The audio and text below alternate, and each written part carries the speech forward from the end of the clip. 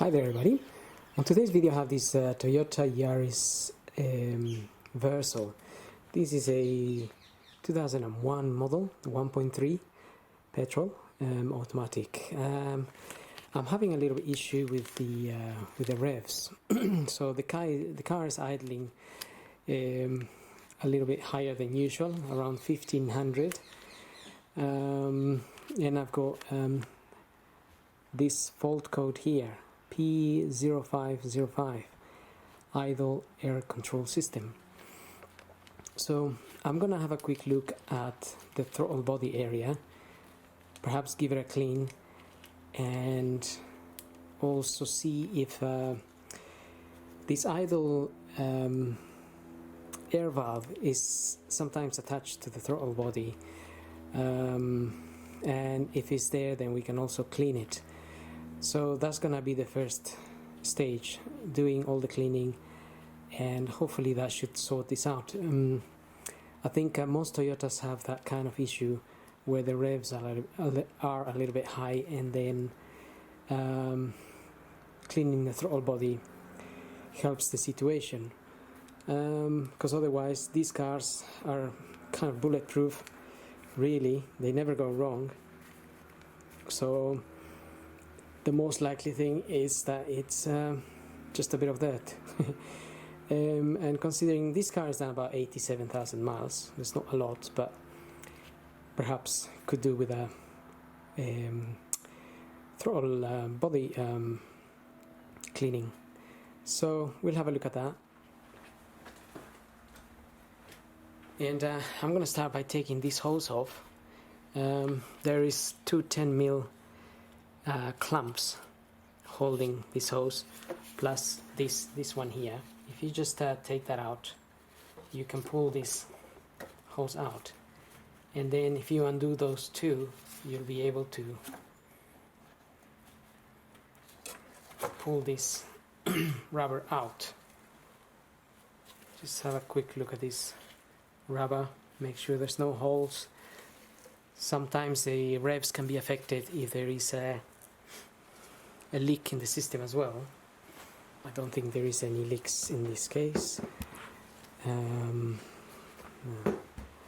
Let's have a look at, that's our throttle body there. So ideally I want to take it out, and then it'll be easier to clean. Just have to undo some I've got I think that might be a 13mm, more like a 12mm.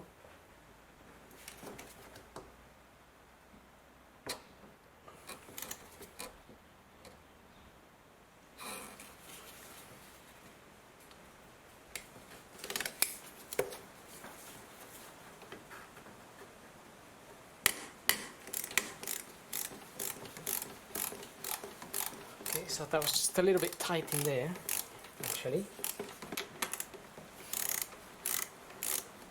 And there will be another one of these down here.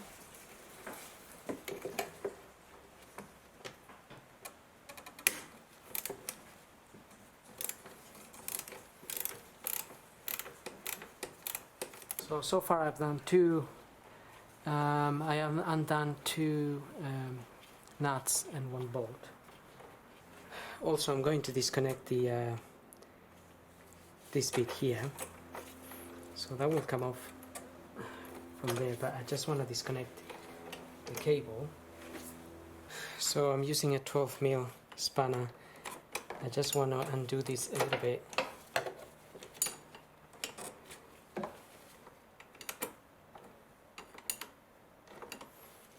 So I can get that cable out, like so. So that one there. Just try to disconnect this as well. As always, there's a little clip on the side that we need to press to be able to disconnect the wire.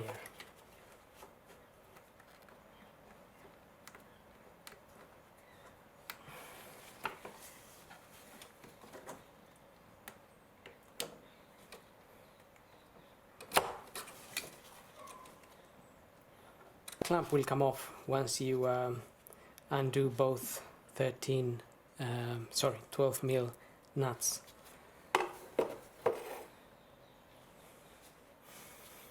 And there is one more electrical connection down here.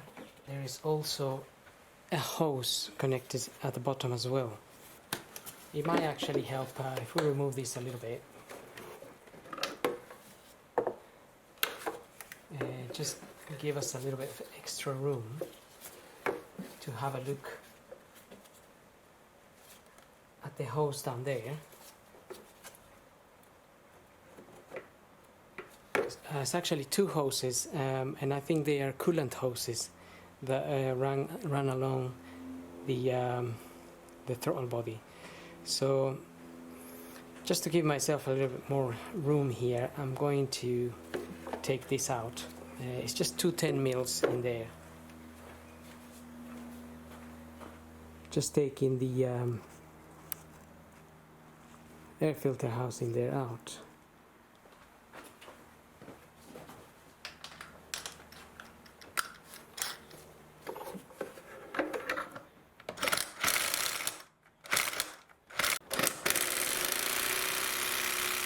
Just saw one hiding on the side.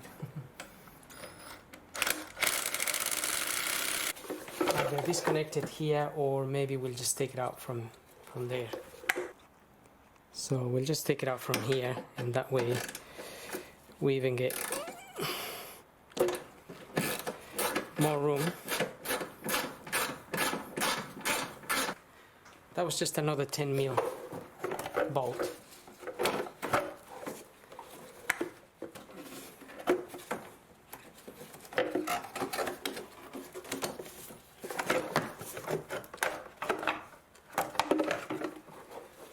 I think I should have done that from the beginning.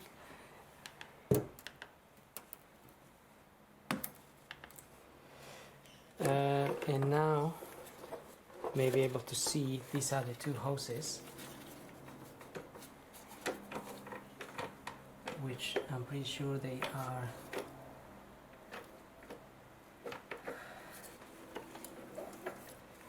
related to coolant. But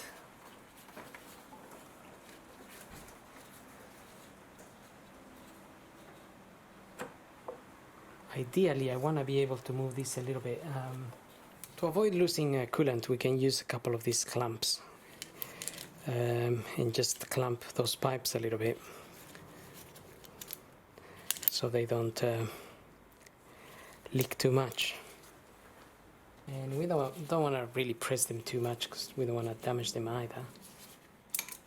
Okay, so those pipes have two clamps, which if we can undo them while they're there.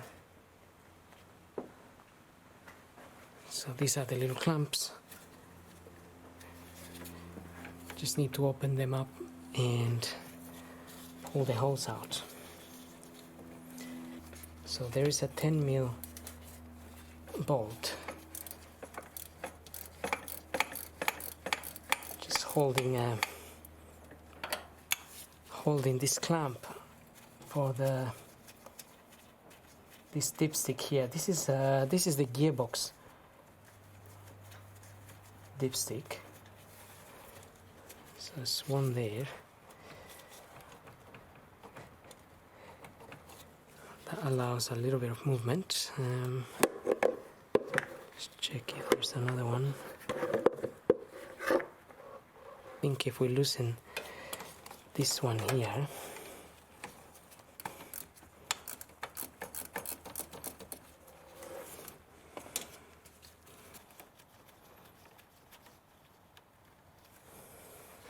we have a little bit of flexibility in here.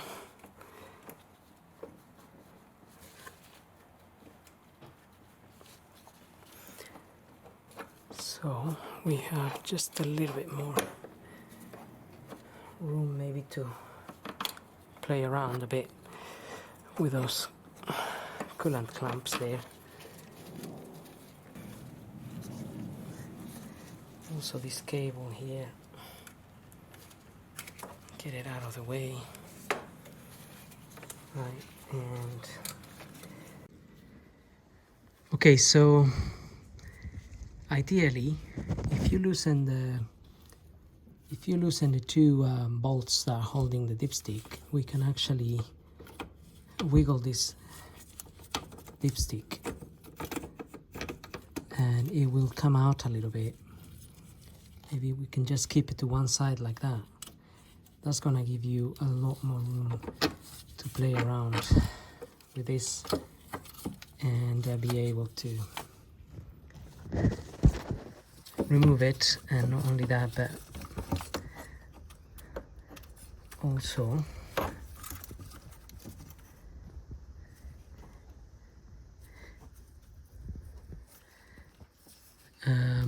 we can remove these clamps which are holding these two hoses in there, so we can get this throttle body out. We need to disconnect this wire as well. It's a matter of pressing on that and pulling this out. And then next I'm going to disconnect the hoses. So I ran out of memory on my camera again, so I'll be doing that and then I'll get back with the camera. So I've got the wire out and I move the two clamps, so I just hold them. Actually I use a pair of nose pliers, not these ones, and hold the clamps and push them back, and then we need to remove these hoses. They really get stuck in there with time, so if we can just separate them a little bit with something, that will help the process of pulling them out. So ideally that's what I'm doing. I'm gonna try to separate them and pull them out. I think these are coolant hoses, but they might.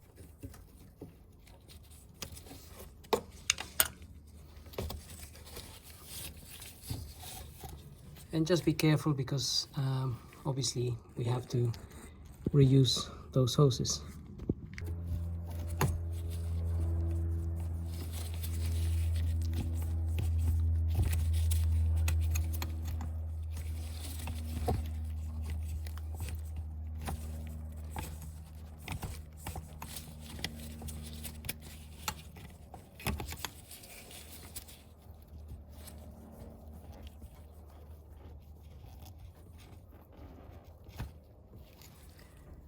Okay, yeah, so they are coolant. They have a little bit of coolant in there. Also, do remember which hose goes in which hole, so you don't get them mixed up. So in my case, I have, if I'm holding the throttle body like this, it's a bit of coolant leak in there, so the hose at the bottom is gonna be for this hose here, and the pipe at the top here is gonna be for that hose. So just make a note or whatever. In this case, well, I have a video recording, which makes a difference. Also, if you pull this out, if you see coolant leaking from here, just make sure it doesn't go into the hole of the gearbox. So you can put a rag or some paper down there. Otherwise direct the coolant to leak a little bit more on this end, or whichever way. But it's only a little bit that is coming out of there. It's not coming out anymore. Now we can clean this throttle body. It is quite dirty, and also I think this here might be the idle control valve. which we want to look at. So I'm gonna put this on the vise, and then we're gonna strip it and clean it. Well, not fully strip it, but okay. So here's the throttle body. I'm going to remove these screws here. Now I'm using a small ratchet here, and make sure you press on your ratchet and undo these little screws, because they tend to get really hard to undo, and sometimes the head gets damaged and then it's hard to remove them. So I just undone them. Also make sure the Phillips head that you use really fits nicely in there, so you get all the good grip on that. Because if you damage the little heads, then it'd be hard to remove the screw. And then obviously you have to spend another 5 hours drilling, and another 5 hours finding another screw that fits that. And by then you're hoping you didn't damage the thread on the throttle body. So sounds very hopeful, but it's just little tips. Okay, so here's our idle control valve. So I think the coolant is mainly for the throttle body on this end, and the air that comes in through these holes goes to that little valve in there, and that little valve is supposed to open and close, but sometimes they get stuck. So if it's not free to move, then the idle goes high and it doesn't adjust. So I can see the little valve is moving. It's just a little bit it's got some resistance, and it was stuck. Actually it was stuck halfway open. So I've got some of this intake and carburetor cleaner, which we normally use on this kind of thing because it really melts the carbon away, so you can clean your throttle body.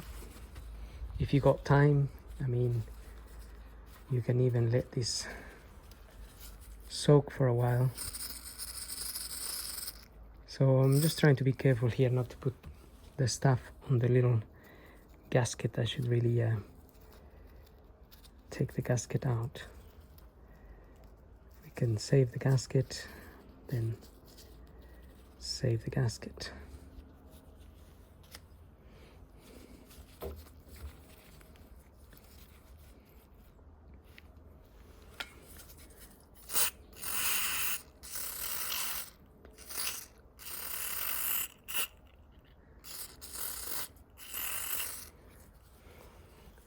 So that's what I'm going to do.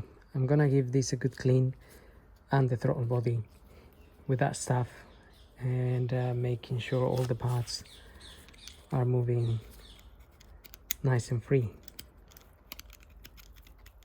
Just have to be persistent, take your time, be patient, and give it a nice clean. So I'm gonna do that, and then I'll get back to it. Okay, so the cleaning is coming along quite well. That's looking nice and clean in there now. I just cleaned this, or I cleaned it with a knife, and then I also use some sandpaper just to clean around. So make it as flat as possible, clean it as much as you can. So you really need to do this on a day that you have time and patience, because you don't want to be rushing and doing the job 2, 3, 4 times. Next, this also, it's is getting nice and clean. But I'm also going to open this part here.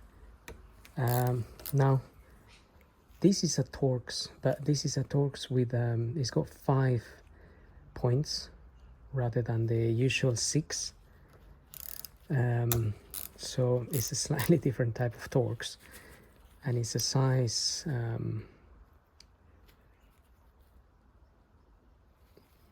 this is called a TS20, so it's not a T20, it's a TS20.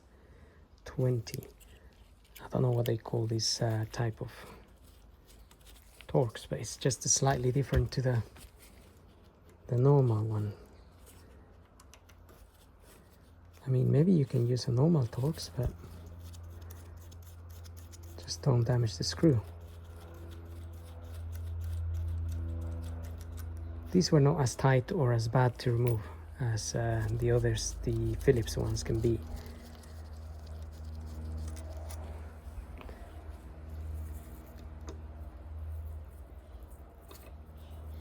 So that's just a little electronic part there, and this is what operates the flap in there. You can see that. So that little flap is gotta be free to rotate.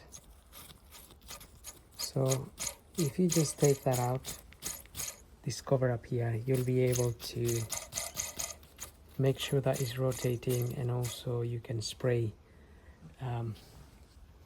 more of this stuff while you rotate the valve. That way it gets everywhere.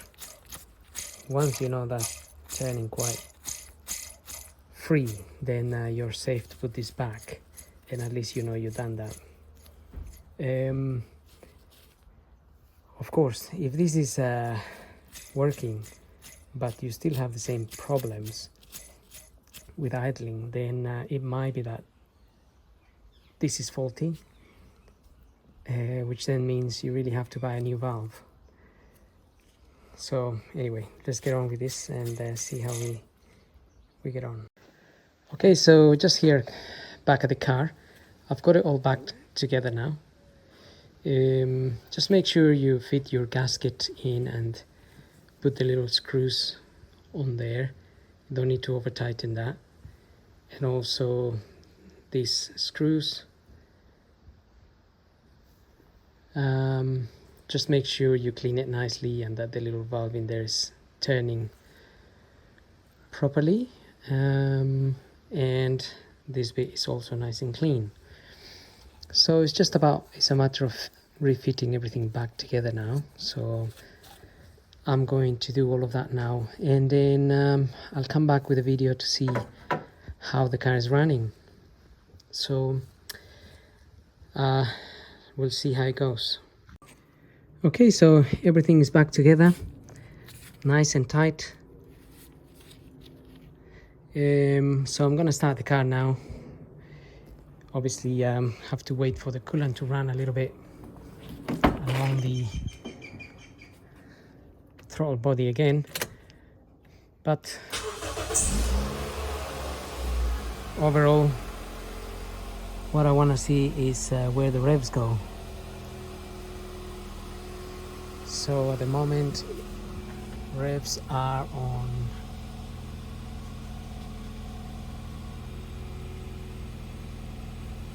around 1200 or so. So just let the car warm up a little bit and then let it idle. In the meantime, I am going to delete the fault codes, because by unplugging the throttle body, maybe it's just recorded a couple of fault codes. So I'm going to delete those while we let the car settle. Okay, so the idling has settled at around 700 or 800. I can't really see exactly what that is, but that is really good, because before it was around 1500. So I'm happy with that. There was no fault codes actually, even we disconnected the throttle body and stuff, there was no fault codes at all. So car is idling really good. If I switch the aircon on, it just adjusts itself. So it's now running quite nicely, so it's worth cleaning that valve if you have those issues. Anyway, I hope this video helps. Thank you for watching, and don't forget to subscribe.